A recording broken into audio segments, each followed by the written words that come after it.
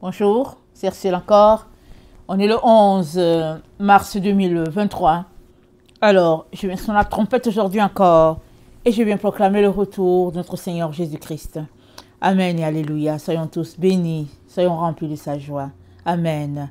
Alors, Satan règne-t-il déjà en toi? Est-ce que Satan se donne à cœur joie dans ta vie? Alors, il est très important de sortir de là avant qu'il n'y ait plus de possibilités, avant que tu sois submergé par ces ruses. Alors, il y a plusieurs enfants de Dieu qui vivent dans l'illusion d'être sauvés. Ils font tout ce qu'ils veulent. Ils marchent selon leur désir, le désir de leur cœur, et disant que Dieu les a libérés, ne changeant rien à leurs habitudes, et ainsi va leur vie à tous les jours. Mais si nous lisons la lettre de notre Seigneur Jésus-Christ à l'église de Laodicée, cette église-là qui a été bâtie sur le modèle de Genèse 3, nous allons nous rendre compte que nous ne pouvons pas suivre Jésus-Christ et marcher selon les préceptes de l'église de Laodicée. Alors, à l'église de Laodicée, Jésus-Christ a dit ceci. Il lui a dit: écris à l'ange de l'église de Laodicée, voici ce que dit l'Amen, le témoin fidèle et véritable, le commencement de la création de Dieu. Je connais tes œuvres. Je sais que tu n'es ni froid ni bouillant. Puisses-tu être froid ou bouillant? Ainsi, parce que tu es tiède et que tu n'es ni froid ni bouillant, je te vomirai de ma bouche. Donc, la tiédeur vient de ce mélange-là entre l'eau froide et puis l'eau chaude. Mais ici, la tiédeur veut dire manque de zèle, manque de dynamisme. On est juste là, comme ça, tout simplement en train de faire les choses parce qu'elles doivent être faites, d'une certaine manière. Donc on les fait. Et Jésus-Christ s'est dit à Laodicée: je vais te vomir. Parce que tu marches selon les conseils de ce monde. Tu ne marches pas selon mes conseils. Parce que si tu marchais selon mes conseils, Laodicée, tu verrais que tu es nu. Pourtant, toi, tu dis que tu es habillé, mais moi, Jésus-Christ, j'appelle ton habillement nudité. Tu dis que tu vois. Et moi, je dis que ta vision, c'est de l'aveuglement. Parce que tu vois à travers un voile. La vision que tu as, c'est la vision du monde, de la vérité, de la réalité. Or, avec la vision du monde, on ne peut pas cerner Dieu, on ne peut pas toucher Dieu avec la vision du monde. Tu dis que tu es riche, mais moi, Jésus-Christ, ce que j'appelle richesse, c'est de connaître le Seigneur, comme a dit Paul. Il dit, c'est de le connaître. Il dit la puissance, de connaître la puissance qui émane de lui. Il dit, si tu veux te vanter, a dit Paul, vante-toi de connaître Jésus-Christ. C'est la seule raison qui va faire que, c'est tout ce qui peut te pousser à te vanter en disant que tu connais Jésus. Or, si quelqu'un connaît Jésus, il ne va pas se vanter. Autrement, Paul est en train de dire, tout est futilité, tout est vanité. Tout ce qui est à considérer, c'est la connaissance de Christ. C'est ça que Paul est en train de dire. Et pourtant, plein d'enfants de Dieu marchent et vivent selon les principes de Laodicée. Or, Jésus-Christ il est presque là. Jésus-Christ s'annonce et plus les jours avancent, plus les signes sont là, concrets, et révélant que on est dans le temps de sa venue. Mais qu'est-ce qui fait que plusieurs ne bougent pas de leur position? C'est l'illusion. L'illusion d'avoir la vérité. Alors on vit dans un environnement, dans la maison de Dieu, n'est-ce pas, où tu as ta vérité, j'ai ma vérité, il a sa vérité, nous avons nos vérités, chacun selon sa dénomination. Les baptistes, les pentecôtistes, les gens de l'Alliance, les gens des frères, les presbytériens, chacun, et puis les églises avec nous, chacun a sa vérité. Et on dit tous qu'on suit le Seigneur. Mais ce n'est pas possible d'avoir 1000 vérités pour le même endroit. Parce que le ciel, c'est l'endroit où Dieu demeure. Dieu dit quoi? Il dit, le ciel est mon trône. Alléluia. La terre, mon marchepied. Dieu a un endroit où il demeure. Et selon cet endroit-là, il nous demande d'observer les principes de vie de cet endroit. Donc, si tu es citoyen du ciel, ça veut dire que tu es ambassadeur du ciel sur la terre. Donc, que tu vives au ciel ou que tu vives sur la terre, ça n'a pas d'importance. Parce que peu importe l'endroit où tu appliques les lois du ciel. Amen. C'est ça que Dieu est en train de nous dire. Mais si toi, tu dis que tu es citoyen du ciel, mais que tu es en train d'appliquer les règles de Laodicée, ça ne marche pas.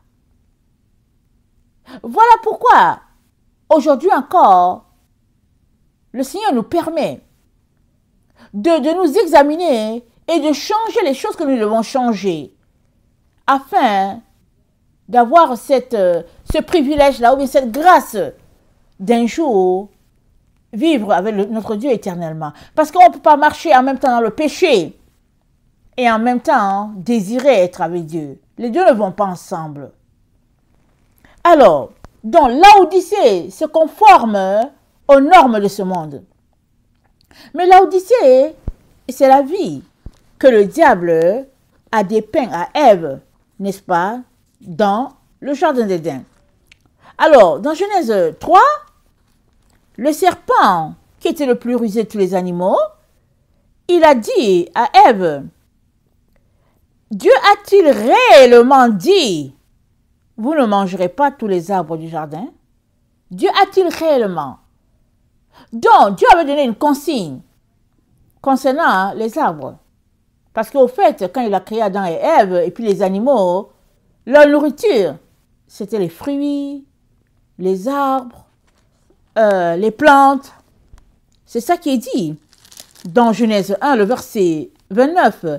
Il dit, voici, je vous donne toute herbe portant de la semence et qui est à la surface de toute la terre, et tout arbre ayant en lui du fruit d'arbre et portant de la semence, ce sera votre nourriture. Et à tout animal de la terre, à tout oiseau du ciel, et à tout ce qui se meut sur la terre, ayant en soi un souffle de vie, je donne toute herbe verte pour nourriture. Et cela fut ainsi. Dieu a donné l'herbe verte à l'homme et aussi aux animaux. C'est ici, c'est clair. Mais maintenant, le diable vient demander à Ève, Dieu a-t-il réellement dit que? Il vient déjà semer le doute. Et puis, dans leur conversation, il lui dit, au verset 5, Genèse 3, il dit, mais Dieu sait que le jour où vous en mangerez, vos yeux s'ouvriront et que vous serez comme des dieux, connaissant le bien et le mal. Le diable, une créature aussi de Dieu, est venu dénigrer son créateur. il a subtilement glissé à Ève que Dieu était en train de dire quelque chose qui n'était pas vrai. C'est ça qu'il lui dit. Il lui dit, Dieu a-t-il réellement dit? Et puis il dit, mais Dieu sait que le jour où vous en mangerez, vos yeux s'ouvriront. Il est venu s'aimer le doute dans le cœur de Ève concernant Dieu. Et ça nous montre aussi que Ève ne connaissait pas Dieu. Parce que si elle connaissait Dieu, elle allait dire, Dieu ne peut pas me mentir. Il ne peut pas me mentir. Mais, subitement, elle s'est mise à croire à ce que son ennemi lui disait. Et elle a quitté les voies de la vérité sur lesquelles elle était. Mais regardez, Dieu a dit, il leur a donné aux animaux et aux humains, il a donné les arbres, n'est-ce pas? Il a donné les fruits, les arbres, la semence, les plantes. Il a donné ça aux humains et puis aux animaux. Il n'a pas donné la viande. Il n'a pas donné du poisson. Non. Il a donné les fruits de l'arbre. Amen. C'est ça qu'il a donné. Mais aujourd'hui, qu'est-ce que nous mangeons? Nous mangeons les animaux, nous mangeons de l'agneau, nous mangeons le bœuf, nous mangeons du poisson, nous mangeons les oiseaux. Nous mangeons vraiment la créature que Dieu n'avait pas désignée qu'on devait manger. À l'origine, Dieu avait prévu que les animaux comme nous devons manger, nous mangerions les fruits de l'arbre. Alors, la subtilité dans laquelle l'ennemi a plongé Ève, petit à petit, a engendré une autre voie. Et les humains se sont mis aussi à manger les animaux. Parce que ce sont les anges déchus qui ont apporté cela. Et puis, toute la création a été corrompue par l'ennemi, l'adversaire, qui a mis le doute dans l'esprit de Ève, l'amenant à marcher sur la voie de désobéissance. Parce qu'au fait, qu'est-ce qu'il était en train d'inculquer dans l'esprit de Ève? Il était en train d'inculquer dans l'esprit de Ève qu'elle pouvait choisir ce qui lui convenait. Parce qu'il lui a dit, mais au fait, Dieu sait que le jour où tu vas manger, tes yeux vont s'ouvrir. Alors, il est en train de présenter à Ève un autre choix que celui de Dieu. Alors qu'elle, quand elle a répondu, elle a dit que oui, Dieu a dit de ne pas faire ceci. Voilà ce qu'il a dit. Et elle devait s'en tenir à cela. Aujourd'hui encore, c'est ça qui existe sur la terre. Si tu t'en tiens à ce que Dieu a dit, tu ne vas pas pécher. Mais si tu choisis ce qui t'arrange, tu vas pécher. Parce que ce que Dieu te propose, ça ne fait pas ton affaire. Alors tu vas dire, ok, moi je pense plutôt que, ou bien je vais faire plutôt ceci. Beaucoup d'enfants de Dieu marchent ainsi. Et si c'est comme ça que tu marches, sache que Satan règne sur toi déjà. Il règne sur toi déjà. Et je viens te proposer de sortir de là immédiatement. Parce que tu ne peux pas te retrouver à marcher clopin, un pas avec Dieu, un pas avec Satan, un pas avec Dieu, un pas avec Satan. Non. Tu es soit avec Dieu et tu es avec lui à 100%, ou bien tu es avec Satan et puis tu es avec lui à 100%. Mais l'adversaire, tout ce qu'il veut, c'est t'amener loin de la présence de Dieu. Donc, une fois que ta pensée est de ne pas obéir à 100% à Dieu, sache que tu es déjà avec l'adversaire. Et c'est grave. Oui, c'est très grave. Parce que c'est une affaire de pensée. Tant et aussi longtemps que tu ne changes pas tes pensées.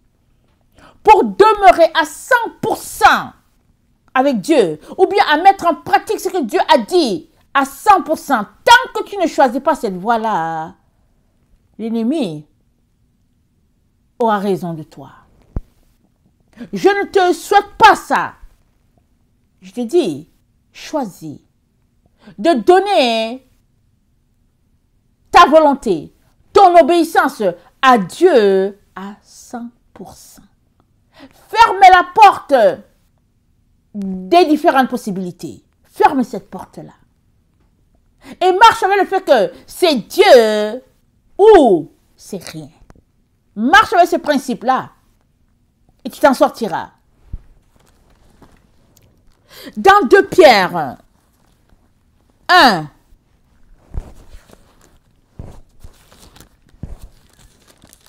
voilà ce qui est dit. Excusez-moi.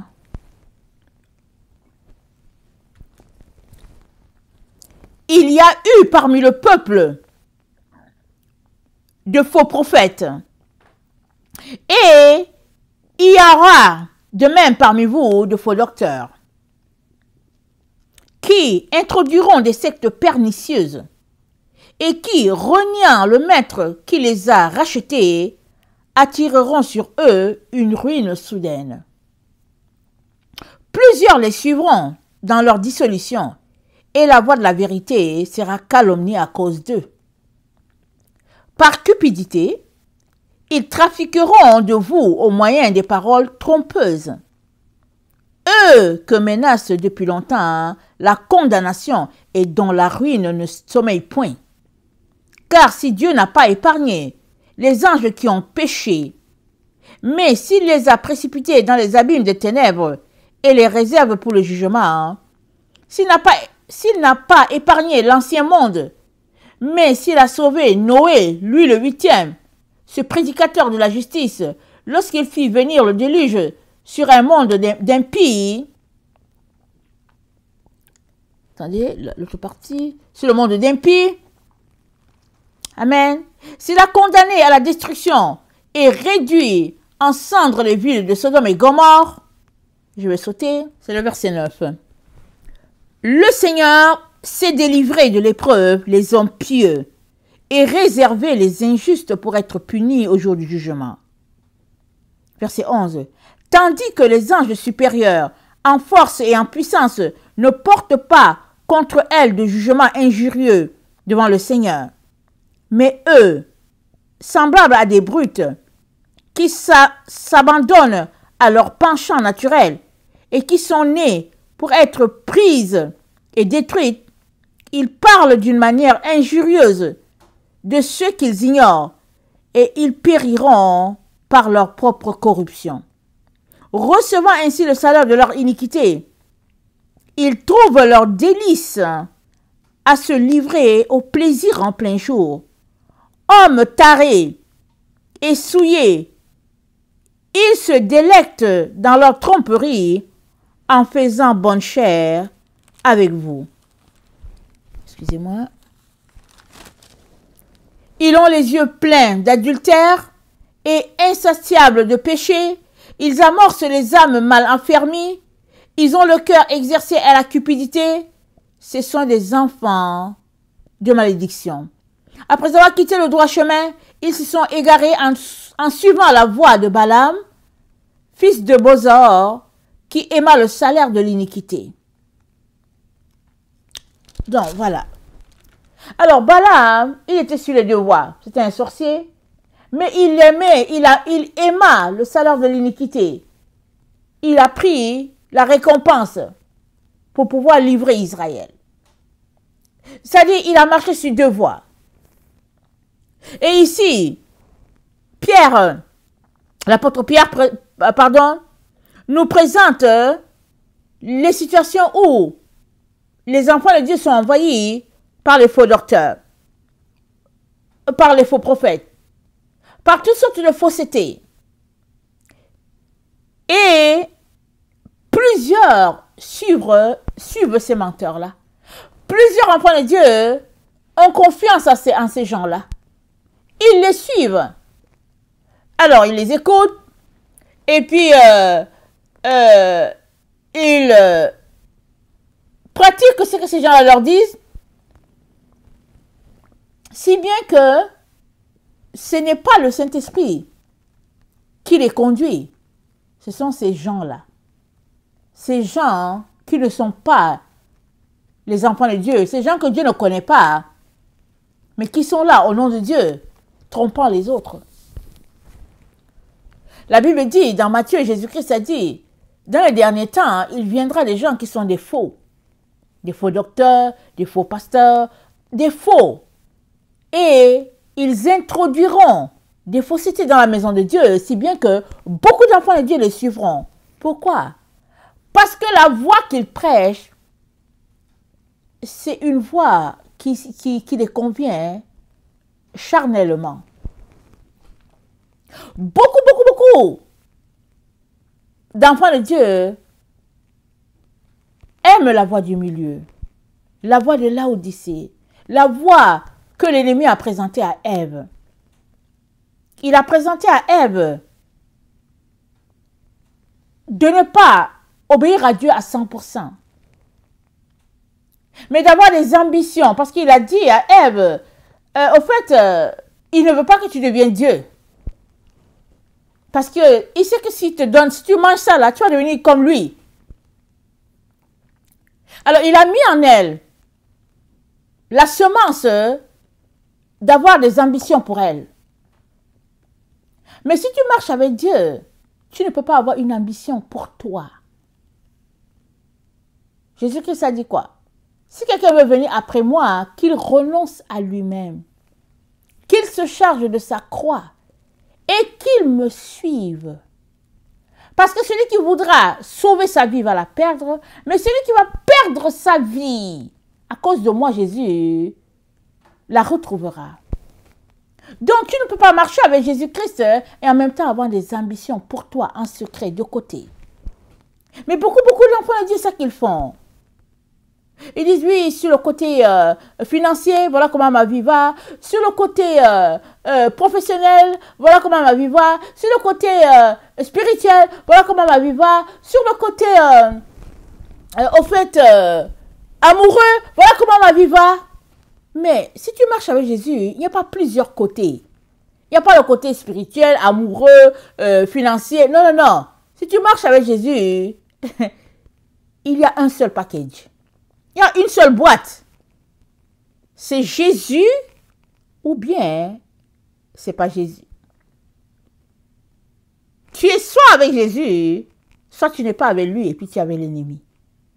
Il n'y a pas plusieurs compartiments qui décrivent ton état en disant, bon, voilà, sur le plan financier, j'ai donné 60% à Jésus, l'autre j'ai 40%, je m'organise.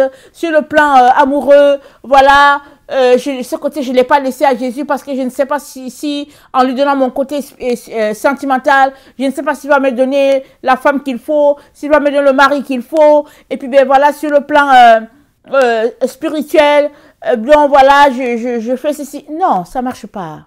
Ça ne marche pas. Si tu veux te retrouver avec Jésus éternellement, il faudrait que tu commences à lui donner tout. Tout à 100%. Et alors, vous allez marcher ensemble. Il va te diriger, il va te guider par son Saint-Esprit pour que ta vie soit le reflet de sa gloire.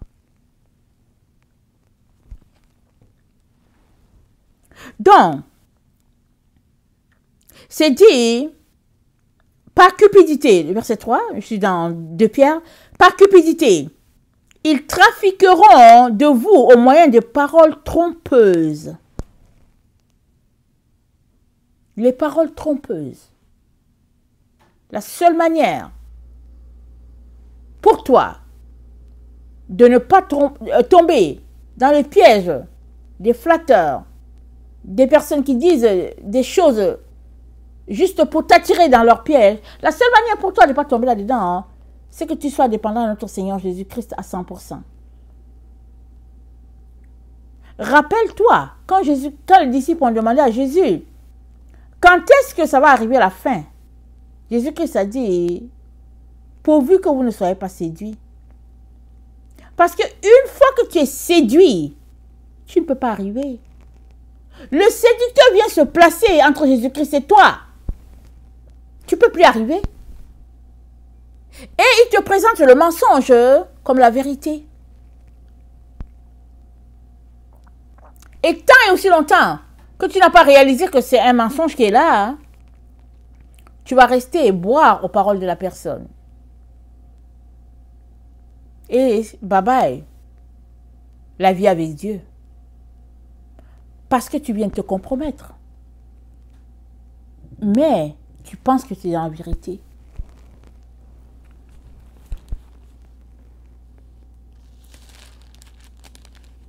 De Pierre 1, le verset 10 dit ceci. C'est pourquoi, frères, appliquez-vous d'autant plus à affermir votre vocation et votre élection, car en faisant cela, vous ne broncherez jamais. C'est ainsi en effet que l'entrée dans le royaume éternel de notre Seigneur et Sauveur Jésus-Christ vous sera pleinement accordée. C'est pourquoi appliquez-vous d'autant plus à affermir votre vocation et votre élection. C'est quoi la vocation? C'est quoi l'élection? Je vais commencer par l'élection. Jésus-Christ a dit quoi? Il y a beaucoup d'appelés, mais peu d'élus. L'élu, c'est la personne qui travaille de manière à être approuvée par Dieu le Père. Alors, l'élu, c'est la personne qui sacrifie, qui a sacrifié sa vie pour chercher Dieu. Et qui, au fait, est connecté à Dieu, par choix, bien sûr, qui choisit de se débarrasser de toutes les choses que Dieu ne veut pas, et qui travaille d'arrache-pied à plaire à Dieu. Paul a dit quoi? Travaillez à votre salut avec crainte et tremblement. C'est ce que Paul a dit. Alors, une personne qui travaille à son salut avec crainte et tremblement, hein, finira, amen, si elle continue, si elle ne se décourage pas, elle finira par être élue. C'est-à-dire, elle sera élue de Dieu. Mais toute personne qui, au fait, se comporte juste comme un appelé, ben voilà, à la fin, il va tout simplement se refroidir et il ne pourra pas se rendre. La vocation, c'est lié à ton appel, n'est-ce pas? Alors, si tu es concentré à savoir ce que tu es venu faire sur la terre, je peux te garantir que tu n'as pas le temps pour courir après les autres choses. Ce n'est pas possible. C'est soit l'un ou l'autre. Une fois que tu découvres la raison pour laquelle tu es sur la terre, tu ne cherches plus les autres choses. Mais il faut commencer par travailler à ta vocation. Tu commences là, à travailler à ta vocation. Une fois que tu donnes ta vie à Jésus, tu commences à lui demander, Seigneur, j'aimerais savoir pourquoi je suis là. Le Seigneur peut te le révéler comme ça, après quelques jours, ou bien aussi, il peut te révéler ça après quelques années. C'est son choix. Ça dépend de ce qu'il veut faire de toi, ça dépend des progrès. C'est vraiment, ça c'est un domaine entre Dieu et son enfant. Mais si tu veux savoir, il va te le révéler. Alors, il est important de sortir des voies de l'Odyssée, du chemin tracé dans Genèse 3. Il est important de travailler à sa vocation, de travailler de travailler pour être élu. Et ainsi, les voies de l'ennemi seront loin de nous. La subtilité de l'ennemi On va se tenir loin. Pourquoi? Parce que c'est nous qui ne nous trouvons pas sur le chemin de l'ennemi. Non, on décide de quitter son chemin.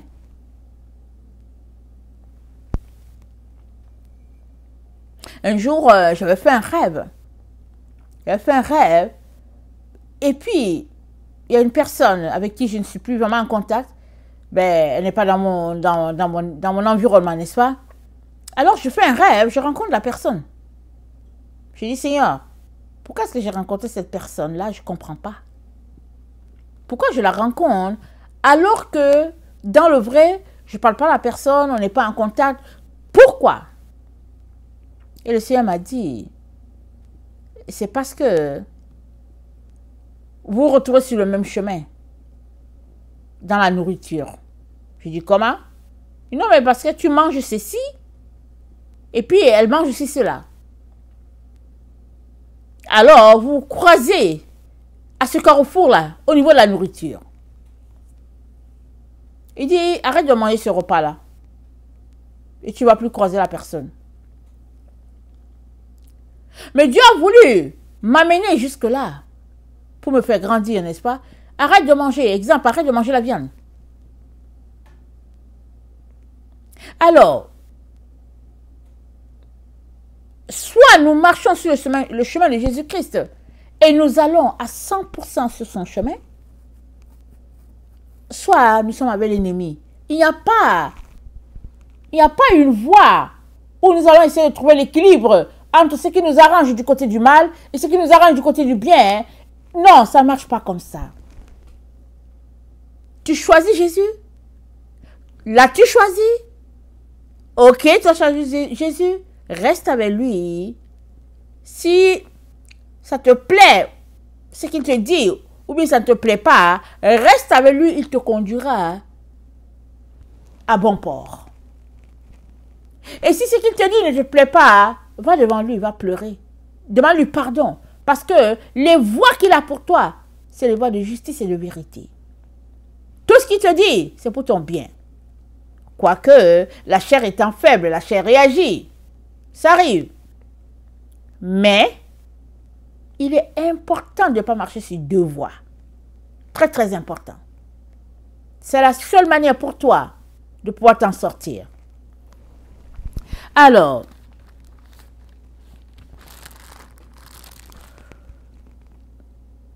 dans 2 Pierre, je vais finir par là, le verset 3, c'est dit, pardon, 2 Pierre 1, le verset 3. Comme sa divine puissance nous a donné ce qui contribue à la vie et à la piété, au moyen de la connaissance de celui qui nous a appelés par sa propre gloire et par sa vertu, lesquels nous assurent de sa part les plus grandes et les plus précieuses promesses, afin que par elles vous deveniez participants de la nature divine, en fuyant la corruption qui existe dans le monde par la convoitise. À cause de cela même, faites tous vos efforts pour joindre à votre foi la vertu, à la vertu la science, à la science la tempérance, à la tempérance la patience, à la patience la piété, à la piété l'amour fraternel, à l'amour fraternel la charité.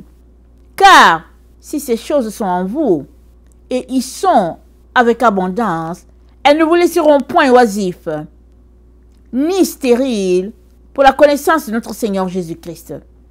Mais celui en qui ces choses ne sont point est aveugle. Il ne voit pas de loin, et il a mis en oubli la purification de ses anciens péchés. C'est pourquoi, frères, appliquez-vous d'autant plus à affermir votre vocation et votre élection, car en faisant cela, vous ne broncherez jamais. Amen. Parole du Seigneur. Soyez bénis. Maranatha, Jésus revient. Amen.